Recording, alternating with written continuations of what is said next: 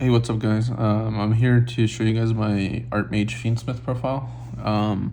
I've been topping locals, with this deck against Yami, Mitsurugi, K9, Dracotel, everything that's in the meta right now. This is a rogue deck, right? I think the Artmage cards are going to be a lot stronger once more support comes out. It is a lore deck, so that's why I picked up all the high rarities. I just love this deck so much. But yeah, so Artmage Fiendsmith, some of my ratios are a little bit different than other Artmage Fiendsmith profiles that I've seen. I'm going to be taking this deck to the VIP qualifiers that are going to be happening next week at my OTS. And I'm pretty confident. But yeah, so we'll get into it. Starting off, we have 2 Mediuses. I don't run 3 just because it's I feel like Medius is kind of like the weakest cards, or weakest card in the deck, just because if you normal summon it, right, use the effect, the Imperm, effect, Veiler, Ash, whatever, you really can't do much with it if you don't have any follow-up. So that's why I use 3 Thea Realizes, and we'll talk about it when we get there. But we have 2 of the Power Patrons. This card I like it. It's pretty good. If you have Tracked, right, use Tracked, you can discard this off and get the field spell or whatever. If you already have the field spell, get another card. And you can still normal summon the Lurie or whatever. I think it's a pretty good card. Obviously, it's a brick if you draw into it. 2 Lateras. I have 2 because when I was running 1, the grind game was kind of hard with this deck. With 2, I think it's perfect, because you could just normal summon, right? Even if you draw both, you can normal summon one and get your play off of there. But yeah, I like Lutera. I think she's the strongest one. Finmill and 1 Graflare. I don't like drawing into Graflare too much. I think he's kind of the weaker one, but I like Finmill more. But yeah, just 1/1. I've never needed 2 of each. The 3 Theorizes, I want to draw into this card. Why? Because you get to send Medius the Pure as cost to the graveyard, and you can bring Medius from the graveyard and get your plays off. So if you bait out a lot of the hand traps with other cards, then you can still get your full play off with Medius from the graveyard. Running 3 Alterations. Pretty good card. I don't think there's much to say about it.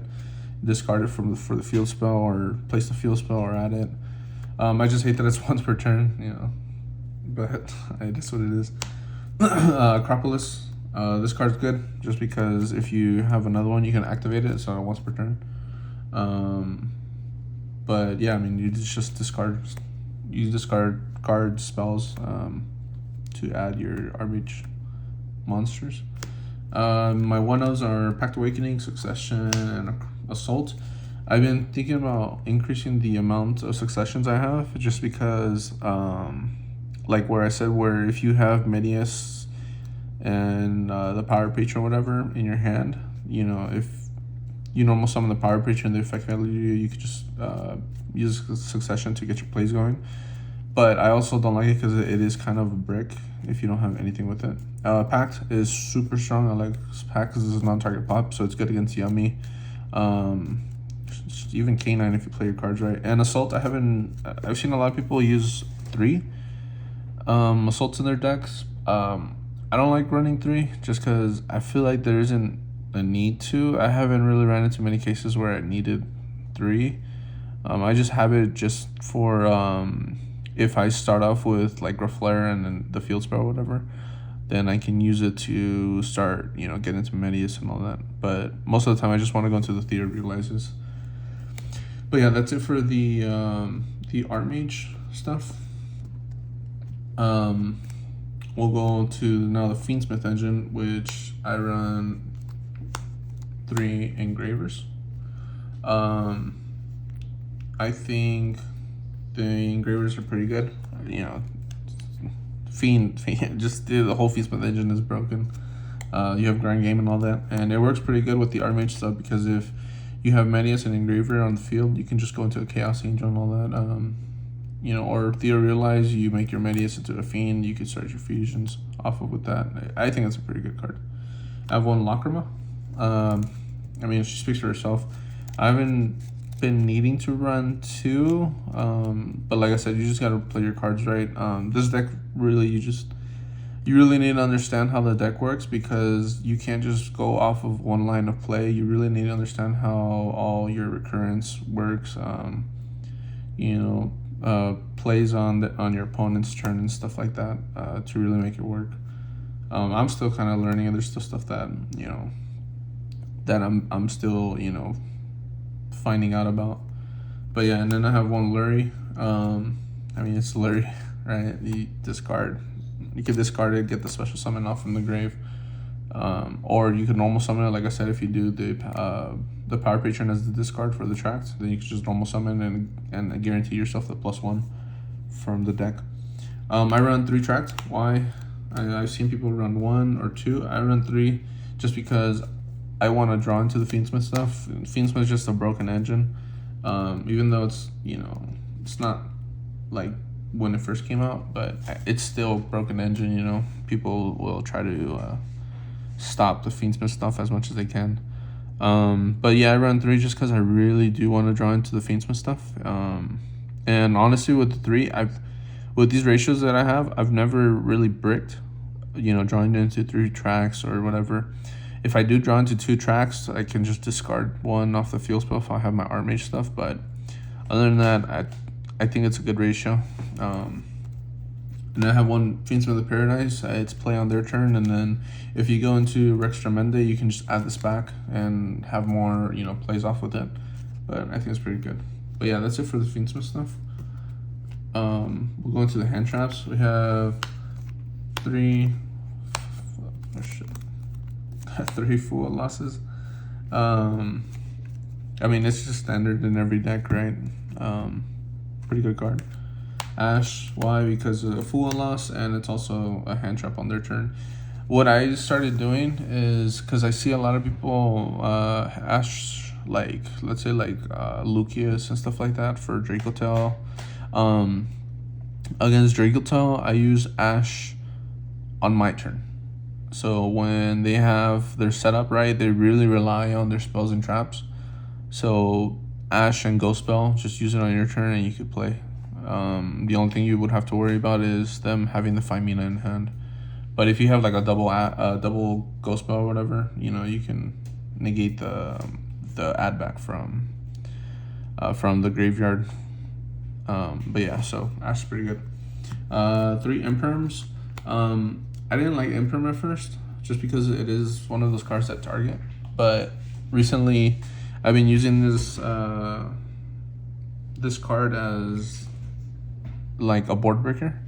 Unless there is a choke point where I'm like, okay, you know what, like let me hit it with the Imperm on their turn. But usually on my turn, I just Imperm whatever boss monster they have, and they really can't do much. But yeah. And then I have 2 Bestials. I have this because of Mitsurugi, but it also works for a lot of other decks, right? If you play against Yami, Mitsurugi, even some of the canine stuff, right? If they target with the lantern to the Joko or whatever, then you could Bestial it and it stops more of their canine stuff. But yeah, I think it's just a good card, against Blue Eyes. Light and Darks are just, I think that's most decks right now, so pretty good.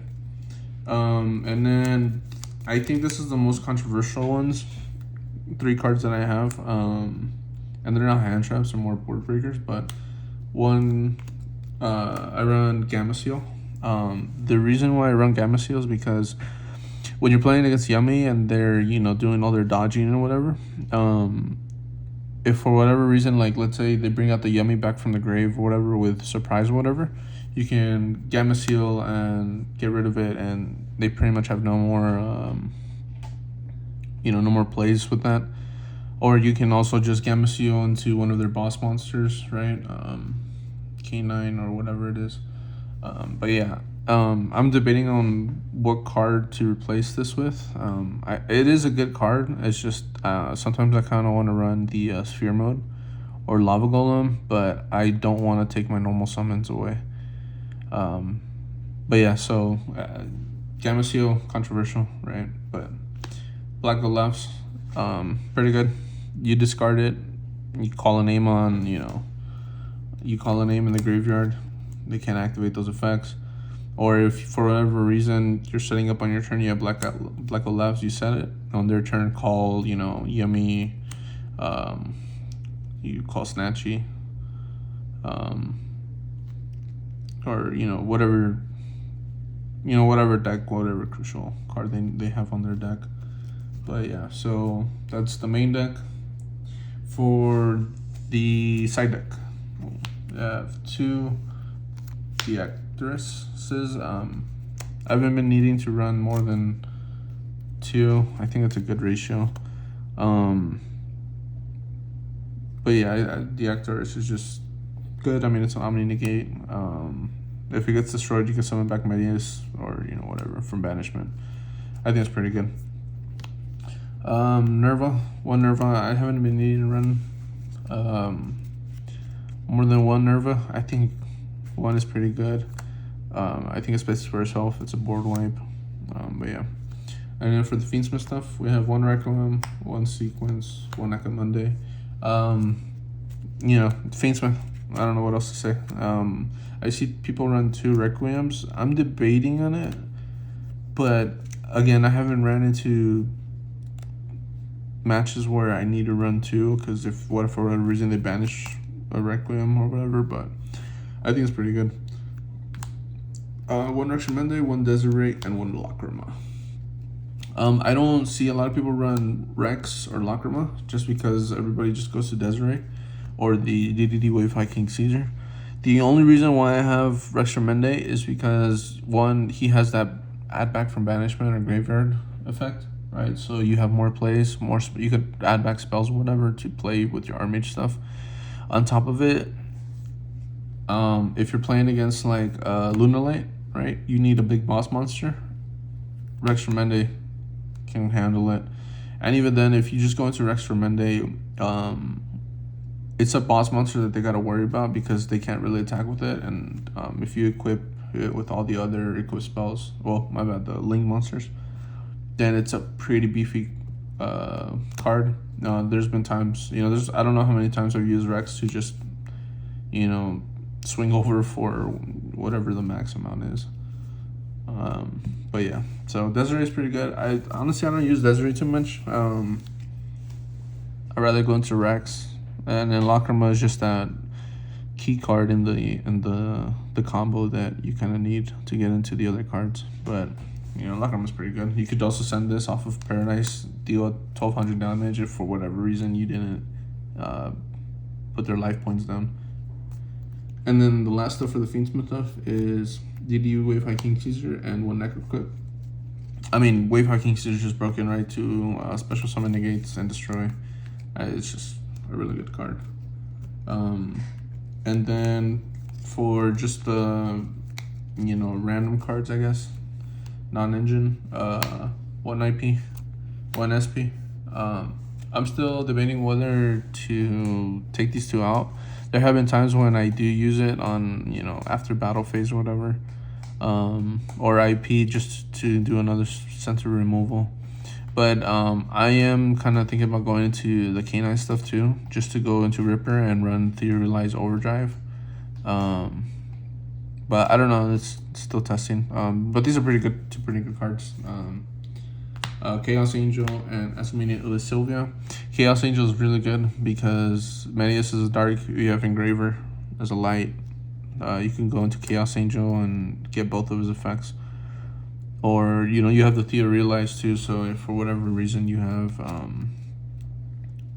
you want to change 1 to a light or a card in your deck that's light or dark, you can do that.